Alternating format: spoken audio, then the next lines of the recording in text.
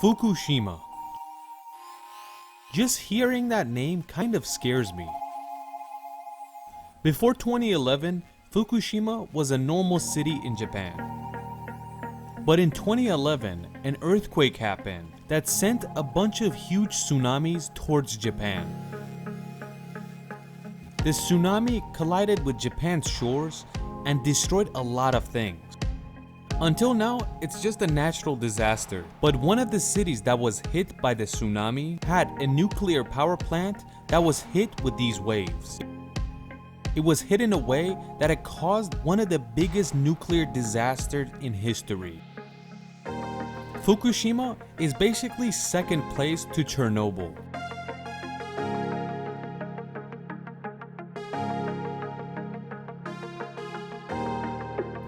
The earthquake that came on March 11, 2011 had a magnitude of 9.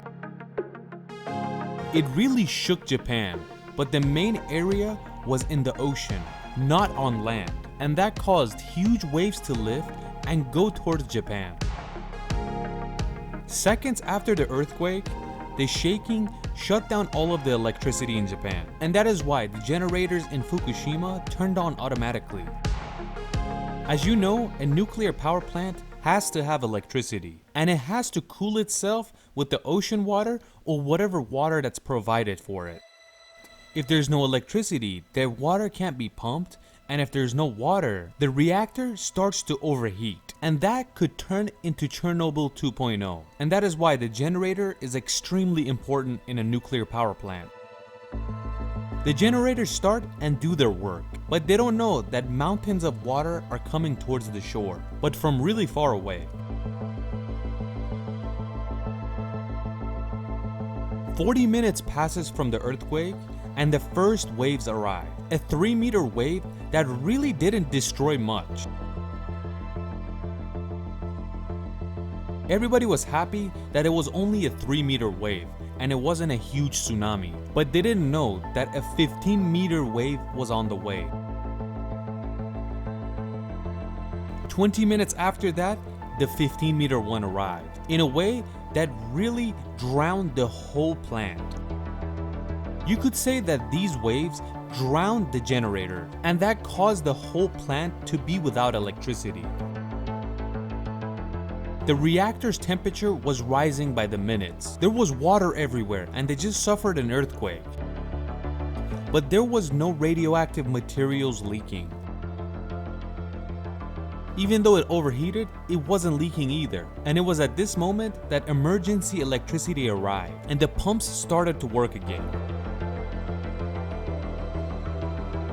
When this happened, the Japanese Prime Minister announced that if you live anywhere near a nuclear power plant, get away as fast as possible. The shaking and the tsunami caused the pumps to break too, and that is why the emergency electricity wasn't doing much. The reactors are overheating by the second as well. The employees of the plant would call their families and say goodbye to them because they believe Chernobyl 2.0 is gonna happen right now. While they were witnessing the temperatures rise, the older workers told the younger employees to leave and we'll take it on from here. Most of them left, but some stayed. After 12 hours, one of the reactors was boiling like a steam pot and it wanted to explode. It was at this moment that one of the employees made a very important decision. He suggested to release some steam to the air, steam that has radioactive materials in it.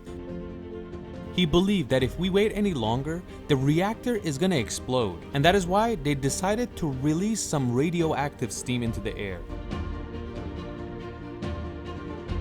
When they decided to release the steam into the air, a radius of 10 kilometers around the plant had evacuated, and they were all gone, and that is why they were kinda calm about releasing the steam into the air.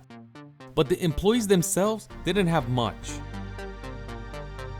If you remember, the reactor didn't explode, but it got as hot as 1200 degrees Celsius, and that caused the metals inside the reactor to get boiling hot and mix with the water inside the reactor.